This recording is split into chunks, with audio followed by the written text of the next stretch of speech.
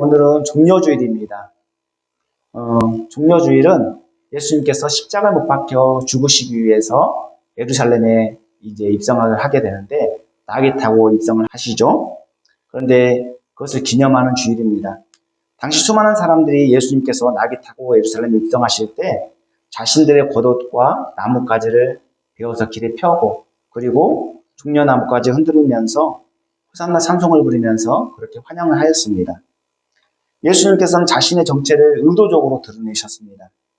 그래서 무리들이 환영하는 것을 못마땅하게 여긴 이 바리새인들이 있었는데 그들이 제발 당신의 제자들을 좀 잠잠하게 해달라고 꾸짖어 달라고 그렇게 요청을 했을 때 예수님은 이 사람들이 침묵하면 돌들이 소리를 지를 것이라고 그렇게 말씀하셨죠.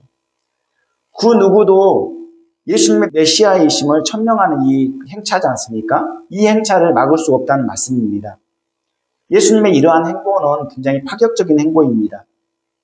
예수님께서는 가는 곳마다 천국 복음을 전파하시고 수많은 기적을 보여주시면서 자신의 메시아이심을 철저히 감추려 하셨습니다. 그래서 자신 정체와 행하신 일을 아무에게도 알리지 말라고 그렇게 침묵을 명령하셨죠. 그리고 들을 귀 있는 자들만 들을 수 있도록 많은 경우 이 비유를 들어서 말씀하셨습니다. 그러나 이번 6월절에 예수님께서 예루살렘에 입성하시면서 자신이 온 인류를 구원할 메시아라는 사실을 만천하에 공개적으로 드러내고 계신 것입니다.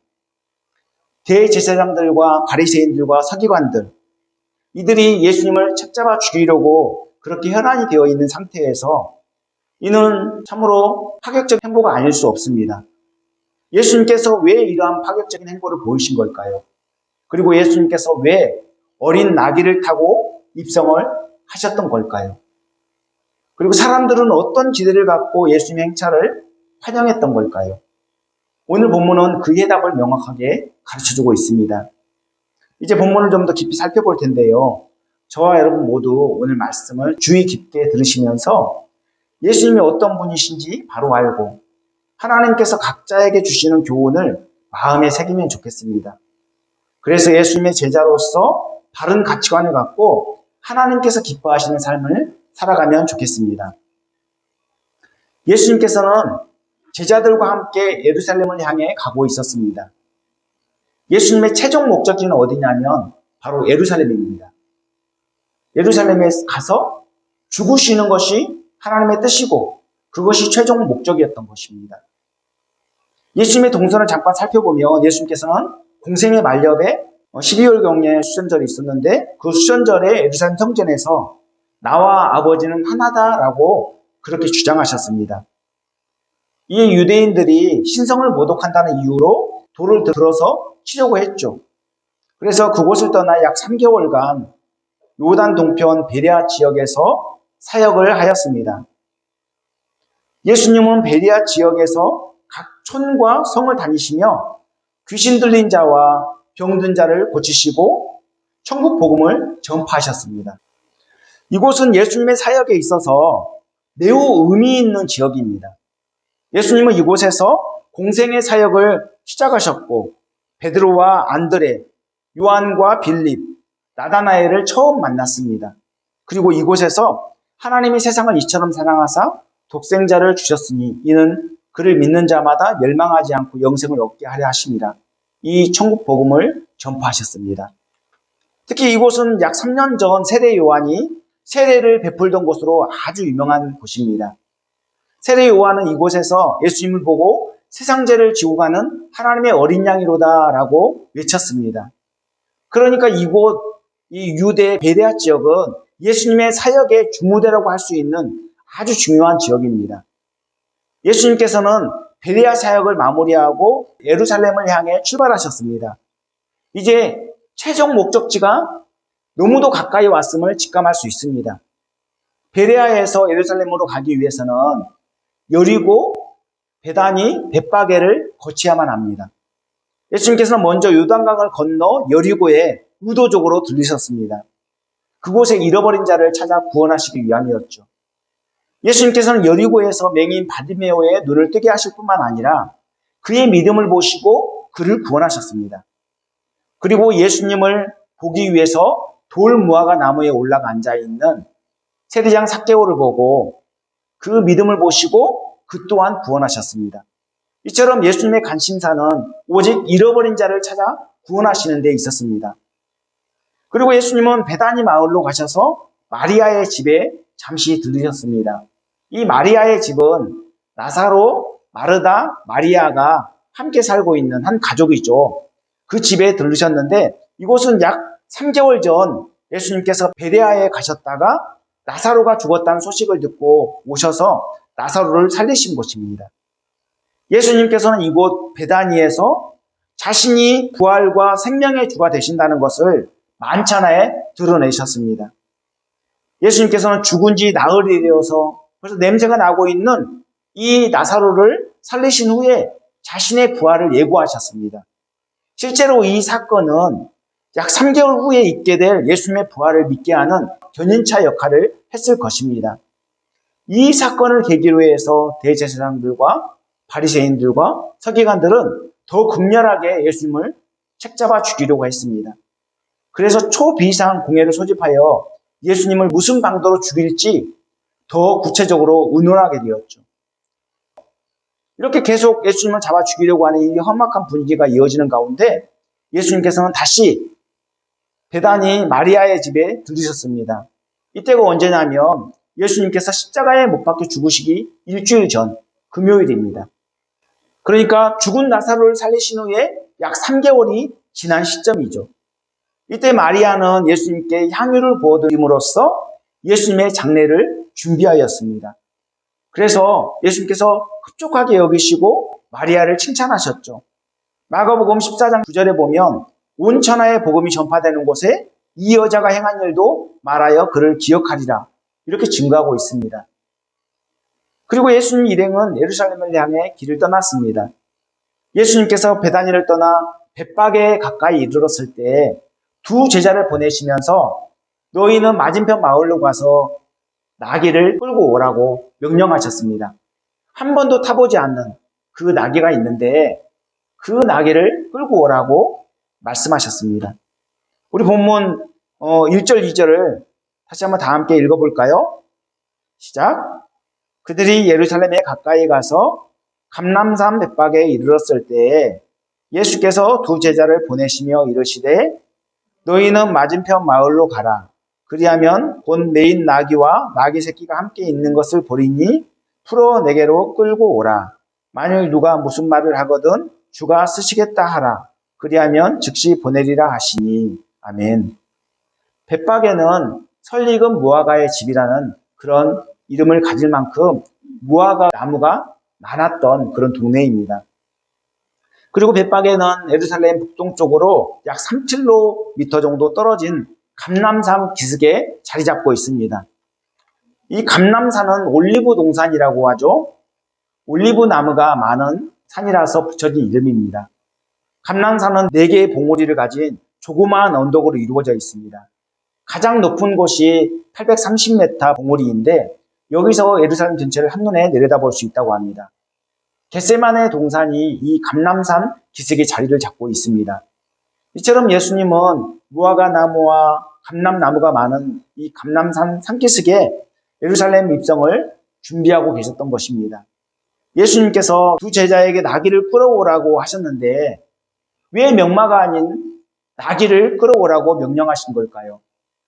왕의 행차니까 좀 더 그럴듯하게, 멋지게, 폼나게 그렇게 입성하고 싶은 마음이 누구나 다 가질 수 있는 마음이지 않습니까? 그런데 왜 하필 당나귀를 끌어오라고 명령을 하신 걸까요? 그 이유는 첫째, 구약의 예언을 성취하시기 위함이었습니다. 예수님께서는 나귀를 타고 예루살렘에 입성하실 것을 누가 예언했냐면 예수님 탄생하시기 전 500년 전에 스가랴라는 선지자가 있었는데 그 스가랴 선지자가 이미 하나님의 말씀을 받아서 예언을 한 바 있습니다. 그래서 본문 4절 5절에 이는 선지자를 통하여 하신 말씀을 이루려 하심이라. 일러스되 시온 딸에게 이르기를 내 왕이 내게 임하나니 그는 겸손하여 나귀 곧 멍에 매는 짐승의 새끼를 타도다 하라 하였느니라. 이렇게 말씀하고 있습니다. 이 말씀은 구약성경 스가랴 9장 9절에 기록된 말씀입니다.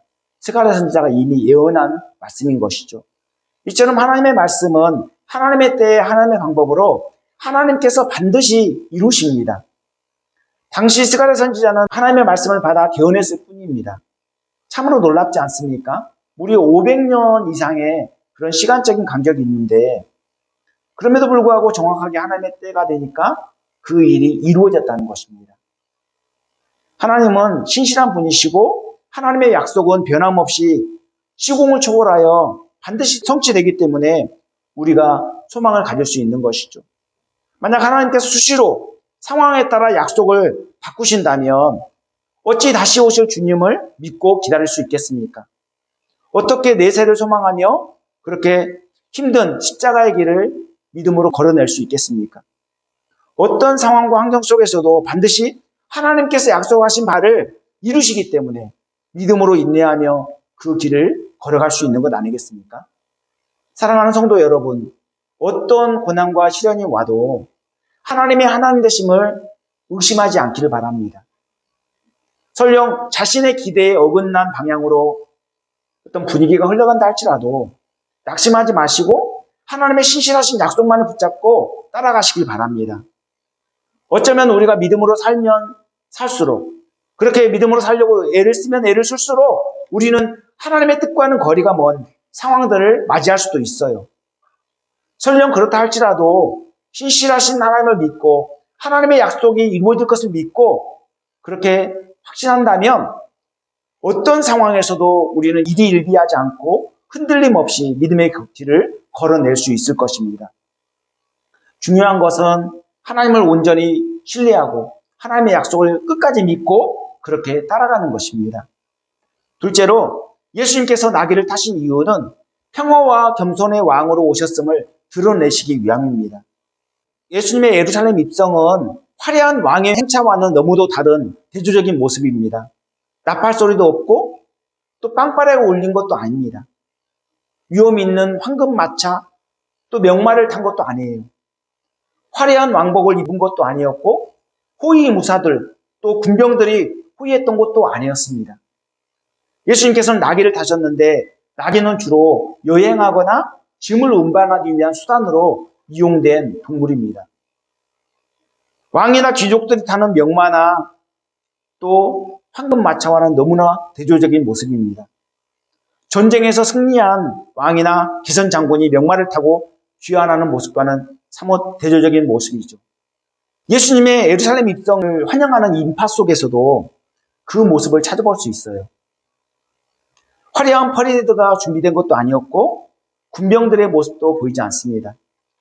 무리들 중에는 예수님을 따르는 제자들 그룹이 있고 또 여리고나 베다니에서 그 기적을 체험하고 따라다니는 무리들도 있고 또 유월절을 지키기 위해서 많은 순례객들이 예루살렘에 몰려들었는데 그 전국에서 몰려든 순례객들 그룹도 있습니다.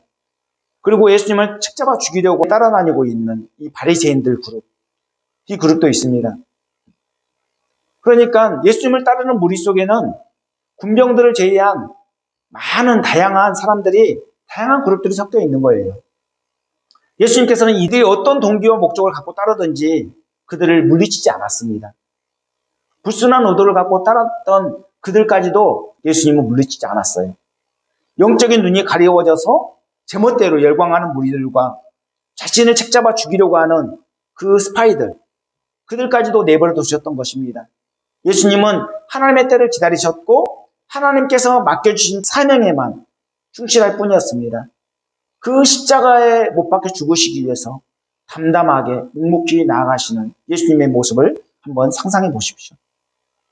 만약 예수님께서 자신을 책잡아 죽이려고 하는 그 불순한 자들과 정면으로 충돌했다면 어찌 되었을까요?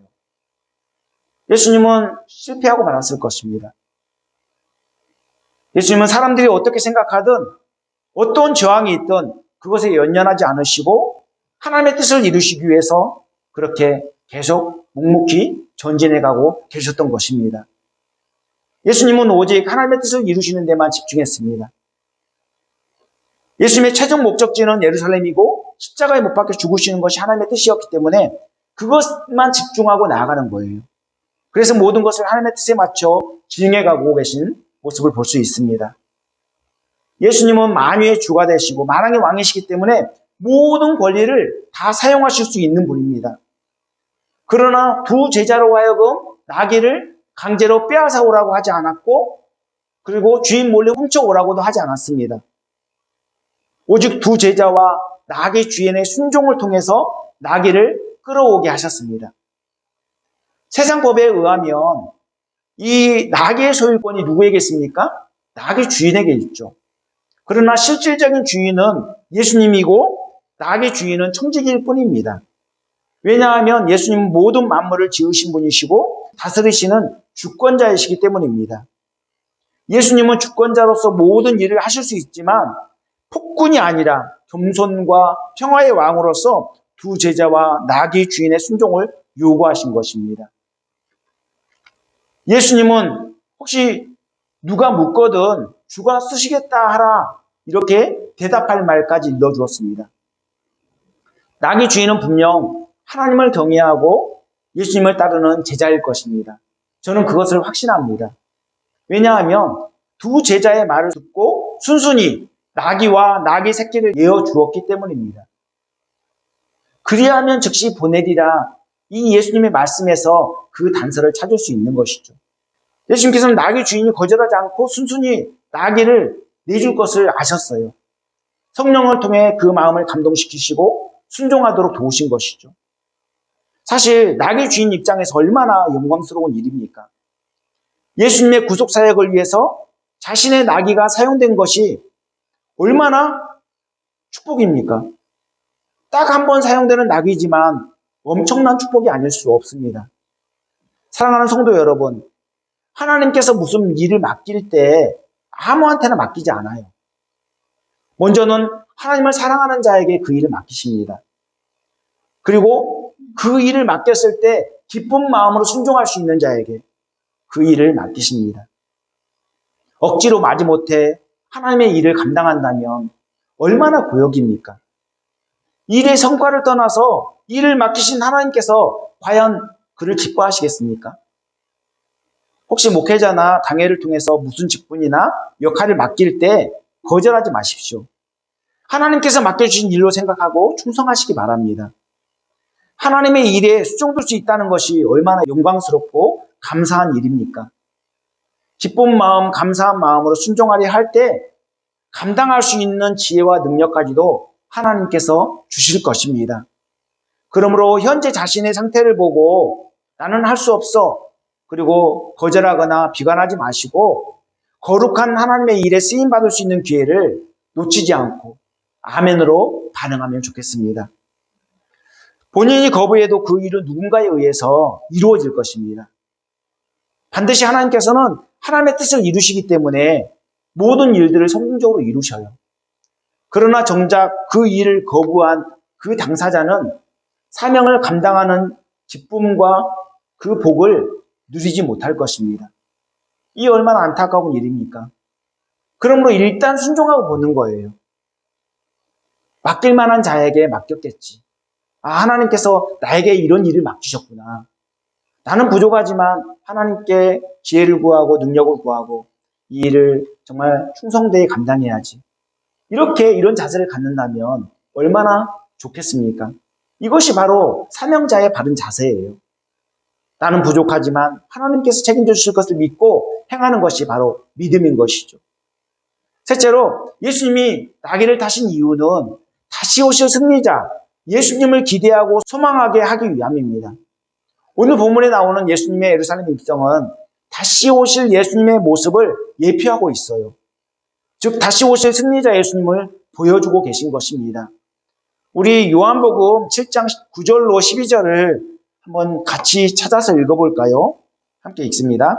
이 일 후에 내가 보니 각 나라와 족속과 백성과 방언에서 아무도 능히 셀 수 없는 큰 무리가 나와 흰옷을 입고 손에 종려 가지를 들고 보좌 앞과 어린 양 앞에 서서 큰 소리로 외쳐 이르되 구원하심이 보좌에 앉으신 우리 하나님과 어린 양에게 있도다 하니 모든 천사가 보좌와 장로들과 네 생물의 주위에 서 있다가 보좌 앞에 엎드려 얼굴을 대고 하나님께 경배하여 이르되 아멘. 찬송과 영광과 지혜와 감사와 존귀와 권능과 힘이 우리 하나님께 세세토록 있을지어다. 아멘 하더라.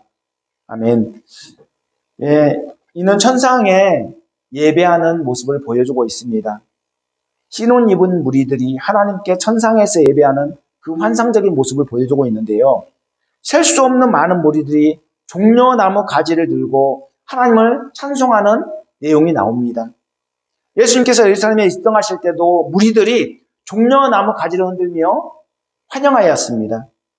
종려나무가 무엇을 의미하는 걸까요? 종려나무는 승리와 기쁨을 상징합니다.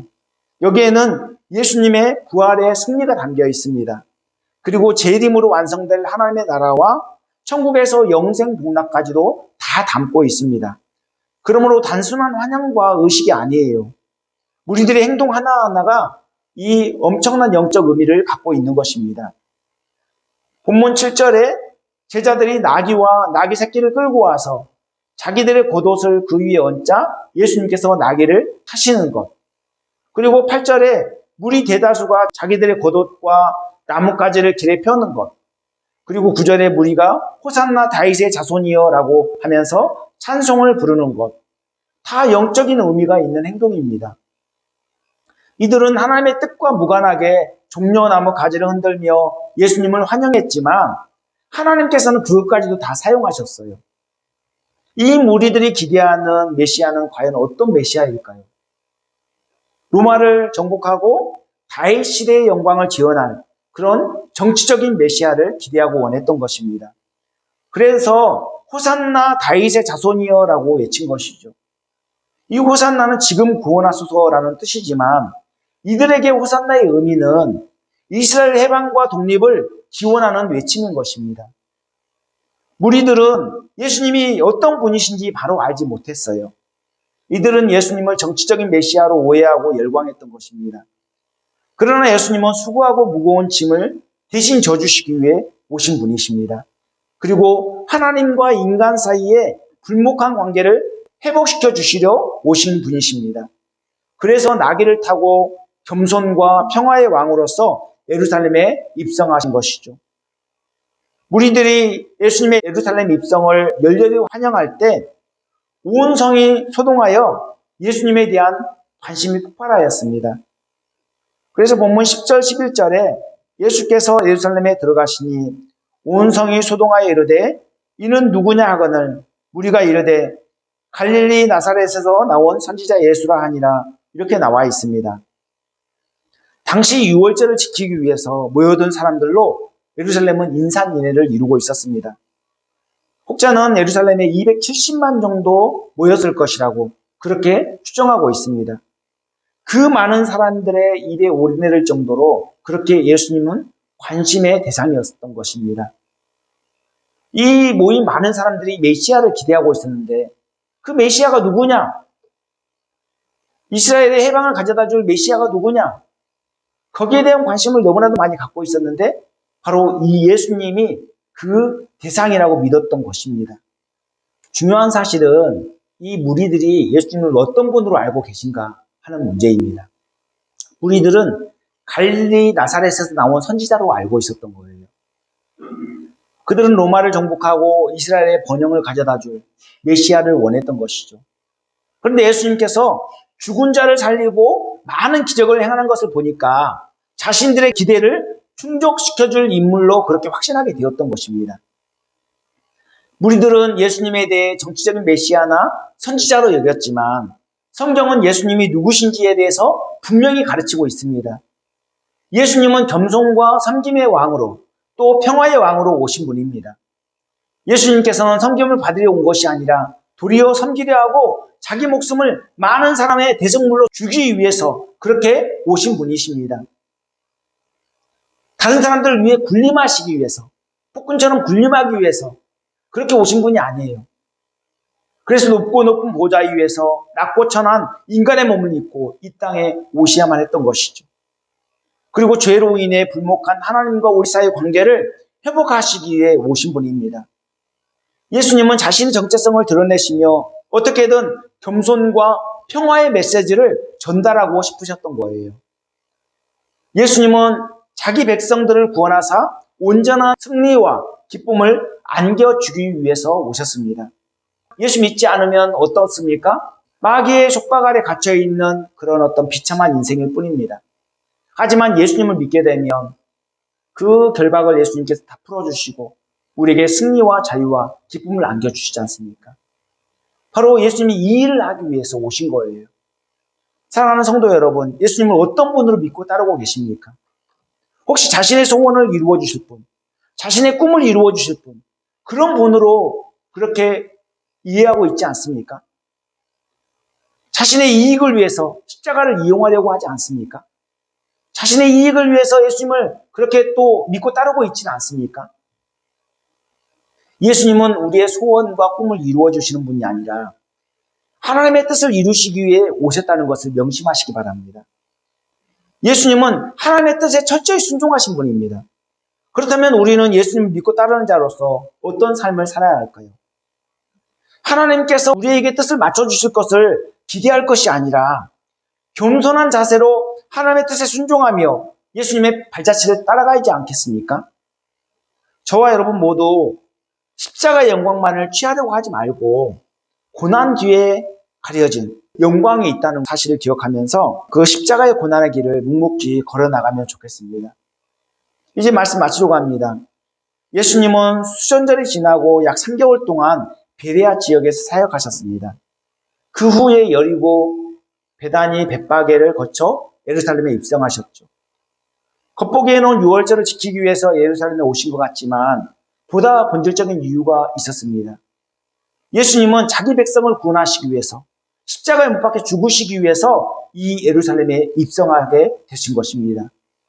이는 하나님의 뜻을 이루시기 위함이었죠. 예수님은 만왕의 왕이시고 자기 백성을 구원할 메시아로서 겸손과 평화의 왕으로 오신 것입니다. 그래서 백마나 황금마차를 타지 않으시고 어린 나귀를 타신 것입니다. 예수님께서 어린 나귀를 타신 이유는 첫째로 구약의 예언을 성취하기 위함입니다. 둘째, 평화와 겸손의 왕으로 오셨음을 드러내시기 위함입니다. 셋째로 다시 오실 승리자 예수님을 기대하고 소망하게 하기 위함이죠. 예수님은 화려한 퍼레이드를 펼칠 생각도 없으셨습니다. 사람들이 열광하는 것은 그들 스스로 상상의 나라를 펼친 결과예요. 예수님께서 나귀를 타고 예루살렘에 입성하실 것은 이미 500년 전 스가랴 선지자를 통해서 예언되었습니다. 그러니까 예수님의 예루살렘 입성은 바로 언약의 성취인 것입니다. 그러나 하나님의 뜻과 무관하게 무리들은 자기들의 입맛대로 예수님을 정치적인 메시아로 기대하였던 것입니다. 그래서 예수님께서 어린 나귀를 타고 예루살렘에 입성하실 때 자기들의 겉옷과 나무 가지를 길에 펴고 호산나 찬송을 부르면서 환영을 했던 것이죠. 그들은 하나같이 로마를 무찌르고 이스라엘에 해방을 가져다 줄 정치적인 메시아를 기대하고 원했던 것입니다.